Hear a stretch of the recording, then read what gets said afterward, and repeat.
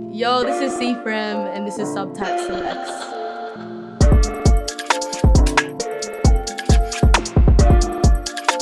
I feel like my African heritage has played such an important role into who I am, alongside my Filipino heritage as well. It's super important for me to intertwine like Afrobeat with electronic music as well, because within the Australian context, you don't really get that.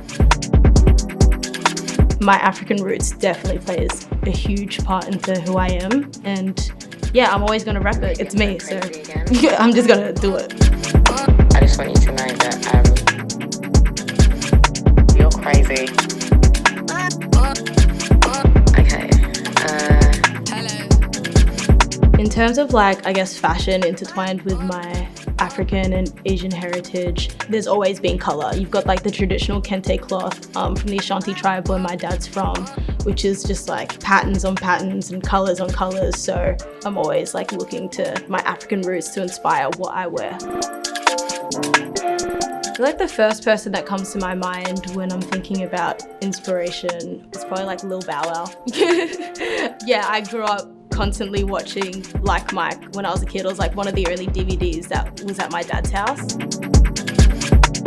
Another person is probably like Adwoa Aboah. She's from Ghana as well. I felt connected to her in terms of like her story, but also her style as well. She like layers a lot of like clothing, jewelry, and things like that. So yeah, Adwoa Aboah and Lil Bow Wow. Shout outs. Okay.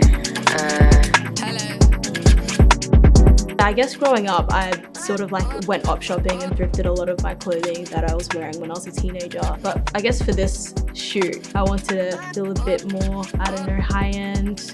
Had a lot of Ada era, Nike ACG, Asics as well, Satisfy, and Human Race, which are all pretty dope.